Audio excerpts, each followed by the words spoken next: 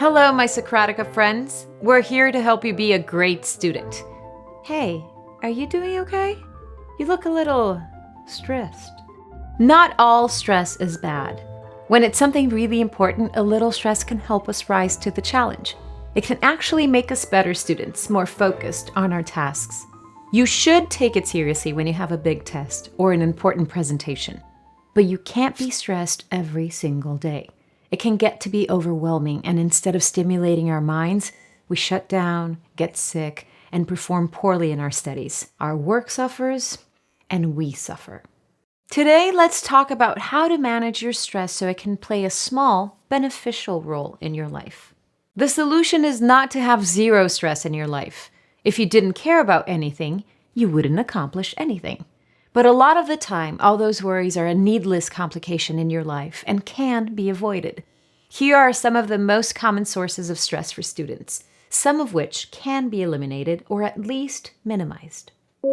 For example, if you have a bad habit of procrastinating, that can lead to unnecessary, stressful situations. Some people procrastinate because of an unspoken fear of failure. They avoid studying for that test or writing that paper.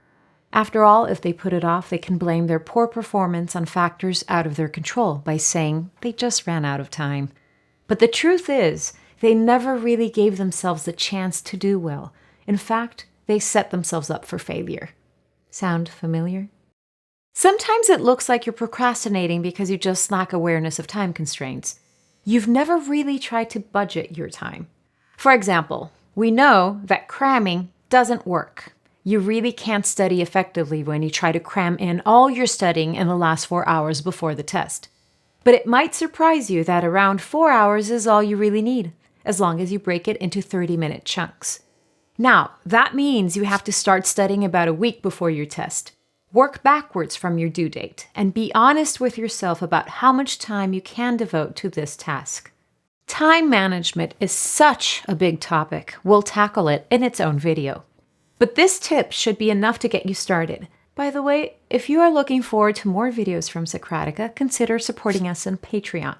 We love making these videos for you, and if you find value in them, help us make more with a small monthly donation. Now, what was I talking about? Are you always forgetting things, like deadlines and due dates? That's the worst feeling when something sneaks up on you. Attack it at the source. Make a to-do list, a rough outline for the month, a little more detailed for the week, and very detailed for today. This will help you get rid of that cloud of anxiety hovering over your head. That giant mental list of things to do looks far more feasible when it's down on paper. Mindfulness is the latest buzzword for reducing stress. This isn't a new concept. Having control over your thoughts is a powerful way to get a handle on your stress. Think of it as developing your mental discipline. Most people recommend breathing exercises, focusing on your breath, and when you get distracted, drawing your focus back to your breath. But ironically, some people get more anxious when focusing on their breath, so it backfires. If that's true for you, pick something else to focus on. A flower arrangement, a beautiful picture, a candle flame. Don't beat yourself up for being distracted. The very act of catching your mind wandering and bringing it back to focus, that's the whole point of meditation. Try it for 10 minutes a day for a week and see if you don't notice an impact. I think you will. Are you always late for class? Late for appointments? Late for life?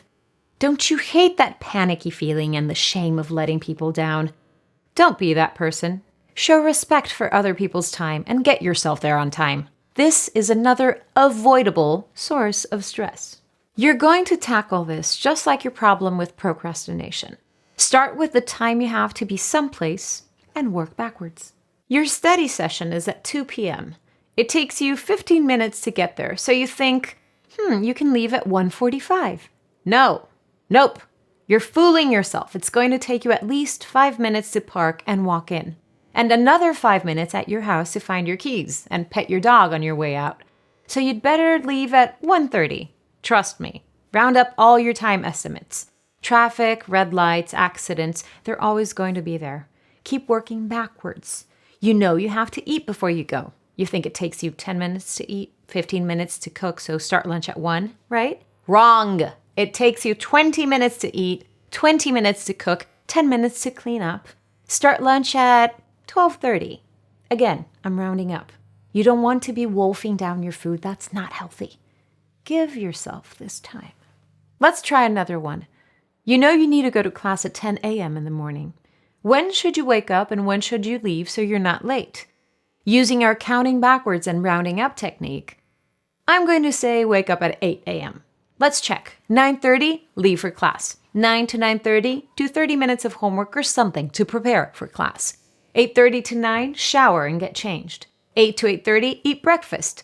So yeah, give yourself 2 whole hours. If you're chronically late, that may seem a crazy long time, but it's not. See? We wrote it out in black and white. So let's say you leave your house at 9:30 and you arrive with plenty of time for your 10 a.m. class. You take your seat, relaxed, and maybe even a little bored. Don't take this as a sign that you should leave later next time, you adrenaline junkie. This just means you need something to occupy your time. Carry flashcards with you or review your class notes from the last time. These 5 to 10 minute stretches of free time are perfect places to sneak in a little studying, which will further reduce your stress. Are you stressed in class? Got the fidgets? Many people find themselves distracted and jumpy in class. They feel trapped and they tap their feet, spin their pens. You might be helped by one of these little beauties. The fidget spinner. The idea is when your hand is occupied with a soothing, repetitive task like spinning a fidget spinner, you're free to concentrate on the task at hand. You could also try one of these squeezy toys. We'll include links to the fidgety toys we've tried ourselves. Worth a shot, better than kicking the chair in front of you. Don't discount the importance of friends. Make time to check in with your buddies. Walk to class together. Try to eat together with your friends or family. Did you know that one of the best predictors of a long, healthy life is a strong social network? We are social animals, even those of us who are introverts. We need real human connection to be well. Now, we've been talking about what you can do for yourself in your daily life, but this is no substitute for professional care. Honestly, everyone could benefit from talking through their life challenges with a counselor. Your school has mental health professionals available. Please take advantage of this incredible resource. You may feel more comfortable talking with a spiritual guide. That can be a wonderful option as well. Most importantly, know that reaching out for help sends your brain a powerful message that your well-being matters. Now, that's the mental side. How about the physical? Are you eating right, exercising, and getting enough sleep? All of these things can contribute to your stress level if you neglect them. You heard it from your parents, but that doesn't mean it isn't true. You are what you eat. Are you eating your vegetables? I'm not going to preach some special diet at you other than this. Vegetables are your friend. If you're eating fast food all the time, you might be going a whole day sometimes without eating a single vegetable. You could even be malnourished. Learn how to make simple, healthy meals. It's not hard. Have at least one vegetable with every meal, even breakfast. This will reduce your body stress, your mental stress, all kinds of stress. Get outside for some fresh air. Being out in nature reduces our stress in mysterious but measurable ways. Try reading outside. Go for a walk. Take your coffee break outside. Speaking of coffee, watch your caffeine intake.